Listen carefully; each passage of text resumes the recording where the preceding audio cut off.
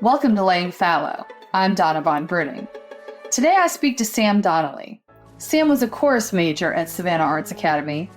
He went off to the University of Georgia in the fall of 2020 and graduated this past May 2024 with a degree in finance.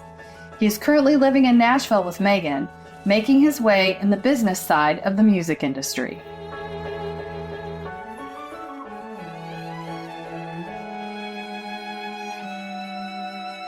We're going to start with your quote. You said, "I wish I had known that my last day of school would be a random Thursday in March, or that I had already sung in my last chorus concert. I wish I had known that I wouldn't get to walk the halls or eat lunch with my friends ever again. I wish I had known so many things. After some time, I learned to focus on the few things I did get, like the first night I got to hang out with my friends in 2 months or seeing my girlfriend. Next up, so many firsts at UGA, and now I'll probably be a little more aware that these firsts will one day turn into lasts." It's a very good quote. Yeah. You shouldn't be embarrassed. No, I just don't remember. So, how were your UGA lasts for you? They were good. I probably took them harder than the Savannah Arts last, yes. That being said, you lost all those milestone moments of high school. Mm-hmm. And then you lost a ton of college freshman year milestones, like branching out or whatever. Mm-hmm. Would you say that losing that stuff made you crave tradition more, or it made you more flexible and things like graduation didn't mean that much to you? Which way did you go? I think probably more flexible. I really appreciated the graduation that we had at UGA, but I think losing the one in high school hit me harder than like being able to go to the one for college, because the college one, I had a music business graduation that's very personal, like everyone's names got called, and it's only like 50 of us. But the other two, like the business school and then the big commencement, awesome ceremonies, but it's not really you focused. And in a way, what we did with the Lockley driving by was also more personal than any high school graduation would have been too. So it's ups and downs. What about other traditions? Like, did losing some make you more aware of family traditions, birthdays, milestones, or did it make you just kind of like, well, life is life and you roll with it? That's kind of all how I've always been. Yeah. Just life is life. Yeah. Roll with it. We have like family traditions, but we don't necessarily make it every year. Things will still go on even if we as a family aren't there. Gotcha. Tell me where you are in the world. Like, give me where'd you go to college, graduate, what are you doing? I went to the University of Georgia. I graduated with a finance degree and a certificate in music business. I'll be doing a business management internship at an accounting firm in Nashville that focuses on songwriters and artists and comedians and celebrities and actors and actresses. So, was Nashville a destination for you? Like, would you have gone anywhere, or were you, because of music? I was drawn to Nashville because I like country music. I like Nashville. I've been there a couple times. I interned there last summer and I really enjoyed it. But I would have been open to moving to any other city. I think I wanted to move to a bigger city. Bigger than Nashville? No. Then yes. In Athens. Yeah, okay. Yes. Has the journey of the past 4 years been what you thought it would be? Like moving into like what you thought the whole college experience would be like, or not at all? Probably a little mix of both, because I knew I was going to an SEC school, a big football school. I knew that this curriculum would be hard. But I don't think that like the experiences that I had, like being so involved in music business and then like starting my own band with all my friends and experiences like that, I didn't see happening. Talk to me about the band. So hearing that quote made me think like, oh, I was singing my last chorus song. So I probably thought back then I would never like sing publicly again or do anything. And then my junior year, me and a couple of my friends just decided to make a band and throw a house party, and then we ended up playing at the Georgia Theater rooftop and playing a bunch of other cool venues, and it was a great time. What's the name of your band? House Guests. Okay. I love that. That's cute. What's going to happen to the band now? We're done because we're all moving. Oh, are you sad? I am sad about it, yes. But you're going to Music City. Yes. You're going to I can make another band. You can make another band, for sure. But it was a great experience. Yeah. And like, it wasn't like a normal band where you might not know each other that well. Like, we had all been friends before. So it just made the experience that much Do you better. play anything? I know you sing. You don't play. I play piano, but okay. To have a nice piano is so expensive, so I don't want to invest in that. Yeah, for sure. So your band is done? I'm sorry, Sam. It's all right. Tell me about your greatest loss over the past 4 years. And it could be anything. Doesn't have to be like the death of somebody or I don't know. Which I guess it's a good thing that I can't really think of the greatest loss off the top of my head. I remember freshman year, I was super excited to go to a football game, and they were giving out smaller allocations of tickets. So each student got one game, and usually freshmen are supposed to get every single game. So I didn't get my every single game. I got assigned one game. It was after Thanksgiving break when everybody had to leave.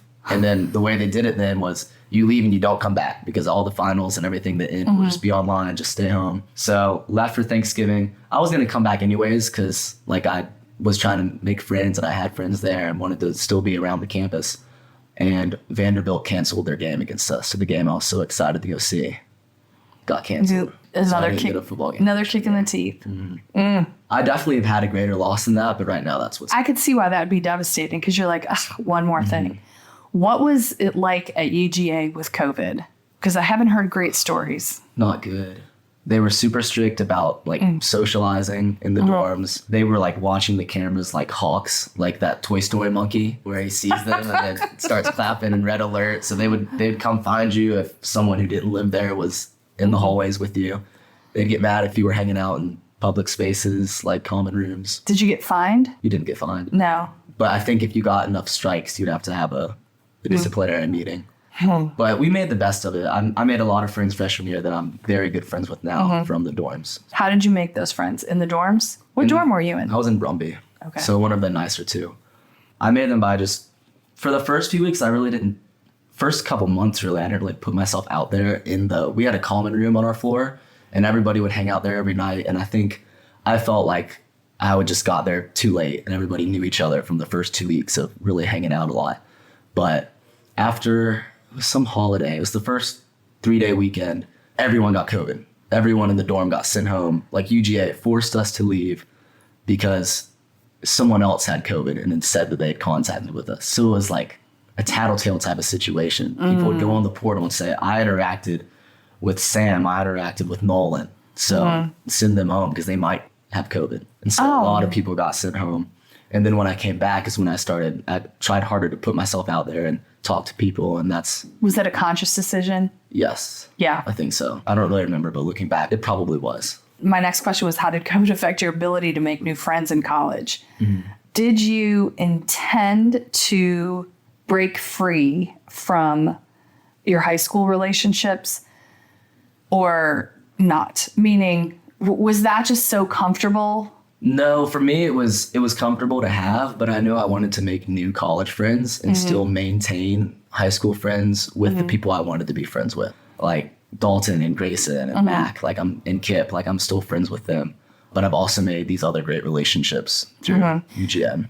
And I'm not speaking about you per se, but do you think your peers in your class, other people, and this could just be people that you met at school, do you think COVID pushed people to hold on to those high school relationships a lot more? I think so. Even, I think I was talking with Dalton about one of our friends in our friend group had posted a photo and like we were looking at like where they went to high school and so many of them had gone to high school together. We just didn't know they were high school friends. So they had made those friendships there. And then I guess someone in the group will make a friend with someone new. And then I think it branches out. And that's how a lot of people met more people from different places. Do you know what the turkey dump is? Yes. You do. So speaking on that, not many. So many of you guys, not many turkeys were dumped. There were not a lot of turkeys dumped. And I find it fascinating. And do you think that has a lot to do with COVID? I'd like to say I don't think it does. I don't think in a bad way. I just think that, like you just said, you went to school. It was so hard to meet people. You probably weren't really going to the bars as much. No. I liked it then when the bars were closed early. You'd be back home by 12, 1 o'clock. I miss that. I mean, I just think of like what your experience or like other people have told me their freshman year. And then I look at like Nolan and I'm like, like has to be night and day. Completely different. Yeah. So it makes me wonder, like, here you guys were kind of bonded together. Some sort of trauma bonding, trauma attachment. Yeah. And they're not bad, but like it made you kind of grow closer. And so then here you are, COVID goes and you're all still together except for one of you. Yeah. That is odd. It's odd. I'm telling you, it's very strange. Yes. But I find it fascinating. And it's not really just you guys, because I'm interviewing some people in Ohio, Florida, Maine, and there's kind of a lot of it going on. Interesting. A lot of high school relationships that are still hanging on. Good, bad, whatever. But I think there's a little bit of something to that. Would you say that too a little bit? I'd say that. Trauma bonding, you said. So when I went and tried to do research on this, like, okay, class of 2020, the only research out there is really on the class of 2020 college, because they graduated into a recession and couldn't get jobs. Yes. Like, and so what, and they didn't get their college graduation, which, you know, having just had your college graduation, I think your high school graduation is so much more important. Yes. I really enjoyed, our commencement was spectacular though. Well, really sure, liked that it's like a experience. freaking laser show. Yes. Yeah. Sitting with all my college friends. But Right. that's 4 years removed from Savannah Arts. So The only thing I did find was academics talking about the trauma you guys experienced. They called it trauma. Would you consider it trauma? I wouldn't consider it trauma. No. It's not something that like I stay up at night thinking about or I have really bad memories attached to. Do you think some people felt like it was trauma? Probably. Still hanging on, still pissed off that they didn't get. Especially if someone who graduated high school didn't go to college and that was their time to be recognized for their academics and they weren't able to. Because we were fortunate enough to be able to get that treatment from Lockley and have like the drive-through graduation Yeah. where people got nothing, just their names on the TV and Right. the picture. So That was such a joke, wasn't it? It's kind of silly. What was your greatest lesson of the past 4 years? I would say be open and try to do as much as you can, like do everything. Like looking back, there were nights I wouldn't want to go out or wouldn't want to go see one of my friends is like doing a show somewhere and like I'm so burnt out, I don't want to go see it. But afterwards, you're always like, I'm so glad I went and did this. I'm so glad I went and got food with this person. Like just To say yes. say yes, even if you are tired. Because what I'm realizing is that busyness in your schedule will stop. You won't have as many social outings as we did in college. So That is factual. You know, but that cherish it. Cherish Because it. the 4 years went by so much faster than I thought it would. It was very emotional for me to leave Athens. Was it really enough that you thought maybe I should get a master's degree? No, not that much, no. But No? I think that's a good thing because you want to leave Athens and think, On top. yes, I've loved it so much here, I'm going to miss it. You don't want to overstay your welcome. I know, be a Something hanger else. oner. Yeah, for sure. Talk to me about social media. What role does it play in your life? How do you think it affects?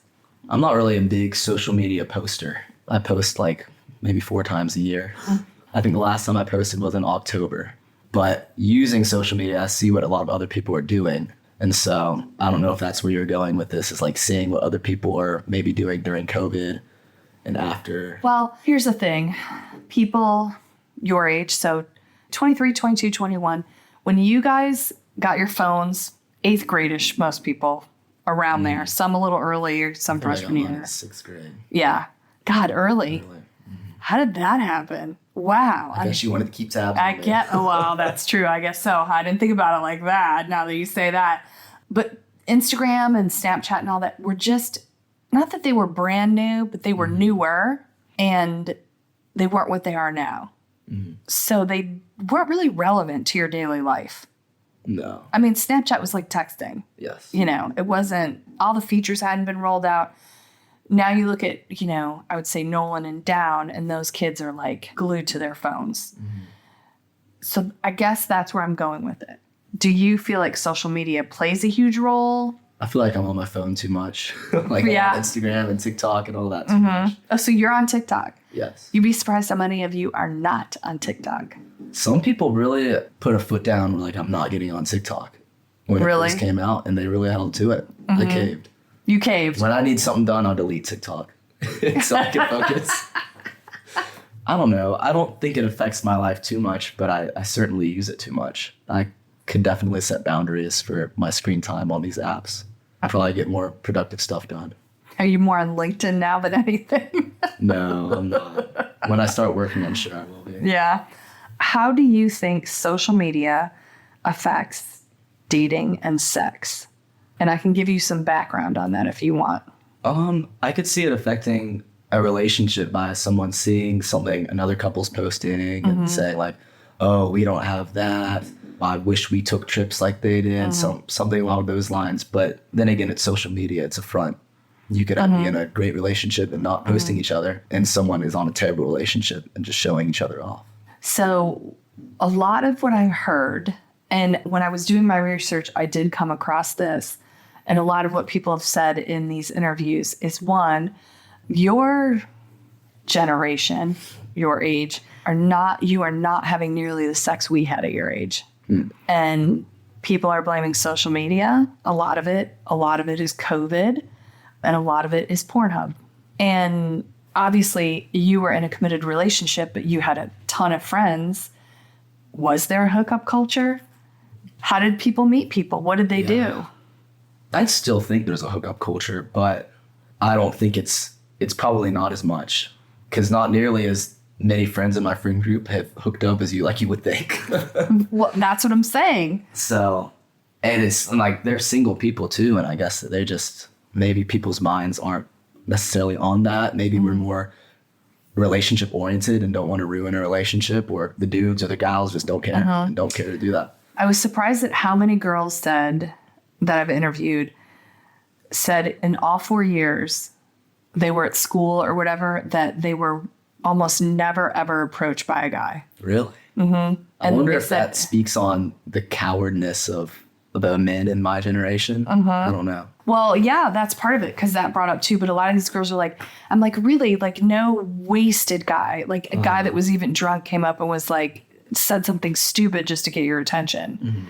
Some of the guys I've interviewed have said, like, approaching girls is different. COVID kind of changed that. And also, like, online dating changed it. That's true. It's much easier to go and swipe on a photo and then go up to someone in a bar and face, like, personal rejection. Another big thing was, like, Pornhub. They're like, we don't, you don't have to. Yeah. Even though it's not the same and it's not as good and it's not as fun, you're like, well, the past 4 years, there have been a lot of social issues that have come to the forefront for you guys. So, like, right after COVID, there was, like, Black Lives Matter, there's Roe versus Wade, and now there's, like, the war on Hamas and anti-Semitism and all that. How much are you unaware of those things? Like, and how are you aware of them? And two, have they made you more empathetic or the opposite and a little desensitized? I don't know. That's a good question. I'm definitely aware of it because of social media. It's on social media and the news. I don't know. I guess I'm empathetic towards the situations, but desensitized towards the severity and how common the news like this is now. So probably both more empathetic and more desensitized. Like, you're aware of it more, but aware of it. There's like, it's so much of it that you just can't worry about it all. Is kind of where it goes. Yes. Interesting, because a lot of people, pretty much everyone's like desensitized. Like, I just can't deal with it. I don't want to turn on the TV and that's all I see. We don't really watch news in my house. I don't think there's news to watch anymore. You know, there is a phenomenon called the quarter century crisis. Do you know what that is? No. Okay. So it is very much like a midlife crisis, but you turn 25 and it is kind of a period of disillusionment and uncertainty because you checked all the boxes. You know, you went to college and you had fun. You went out there and you found yourself a job. You are with somebody or not with somebody, you know, you thought you would be married by now, or you going in that direction or not in that direction, whatever. But it's just kind of a period of reflection where you're like, well, geez, is that all there is? Now what? What's your opinion on whether or not you think your class in particular will experience that or not experience it because of COVID, because of what you lost your senior year? I bet it will depend on the person. It's going to be an adjustment for me to go from college routine to big boy job, like as it will be for everyone. And I think it probably depends on where I am with my job, if I'm secure in my job and still living in Nashville, as to if all the boxes are checked. But I could see probably more of a quarter life crisis because of what our generation went through for high school and college. Why do you say more? What made you think that? Because of, I'm trying to process my thoughts. Yeah, no, take your time. I could see, I don't know. I'm sure a lot of reflection happened during COVID and has had to continue reflecting during now. So maybe as people are getting out of college and maybe 2 years ago or 3 years ago when COVID's ending, people are thinking, having their crisis then, and they figured it out and they got out of it. But then again, because of the setbacks that you may have had during 2020, your quarter life crisis may be more severe or more likely to happen because the setbacks really set you back and you feel like you're really behind. So, and just how are you ever going to catch up? Is that what you're thinking? Yes. What do you think people misunderstand about 22-year-olds today? And I say people, meaning older people like me. I don't know. What have been some answers? Well, I think I asked that question because some people don't like that you guys are lumped in with Gen Z because you're at the top of it, of Gen Z. Yes. And you had a very... Aren't we Gen Z? Yeah, you are Gen Z. You are Gen Z. You're at the top of it. And so you're kind of like, you know, you've heard the term elder millennial. You're kind of elder Gen Z. And your experience, especially like as social media ramped up and everything, you guys were past all that. And then you got hit like big time with COVID and that whole experience. And so what I've heard mostly is that you aren't what the media portrays you to be because you're not that younger set of people. Okay. The answer I came up with was probably that we're on our phones too much. I feel like I'm always in the why. And like on my phone doing an exercise and someone will come up and be like, how many sets do you have left? Like that is factual. And I just think that we move at a different pace. Like I'm just used to taking 2 or 3 minutes between sets. And then my mom will tell me about her experience in the gym and be like, these kids are just on their phones. Like I am those kids.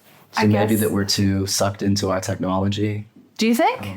I feel like I am at times, but I know if I have a task to get done, I can put the phone away and get it done. But I guess wouldn't you say that is a positive thing? Because I'm going to tell you my experience with kids 20 and younger, they can't put the phone down. Oh. Like cannot. Like when I take photographs of people. They're just on their phones? And I have to go take it from them. That's crazy. Like they don't have that ability. You know, and other things people have said is that you're more grown up because of everything you went through than other generations. Other people that have come through. Probably because there's more of that sense of responsibility to, we've been pushed all these rules like at college that you have to think about everything you do and make sure that you're not doing something that will get you in trouble with this precaution. Did you see any of the protests at UGA? Was there a lot of that for all this one encampment stuff? There was one behind the arch and that made the news, but we're an SEC school. No one really pays attention to it. Yeah, it's true, isn't it? Got shut down pretty quick. Yes. Okay, my last question. What are you going to do with your one big life? Oh, I don't know. That's like that interview question where it's like, where do you see yourself in the next 5 years or next 15 years? I never know how to answer those. Hopefully happy, enjoying it. That's good. Yeah. That's good. Going with the flow, rolling with the punches. Yeah, I love it. I think that's life, right? Rolling with the punches. I love it. I think that's perfect. That's probably your least profound answer you've gotten from people. No. Okay. You're good. You're safe. You're totally good. Thanks for listening to Laying Fallow. Be sure to listen to the rest of the episodes, and to learn more and see the portraits from both 2020 and 2024, head over to my website, www.donnavonbruning.com, or to my Instagram, @DonnaVonBruning.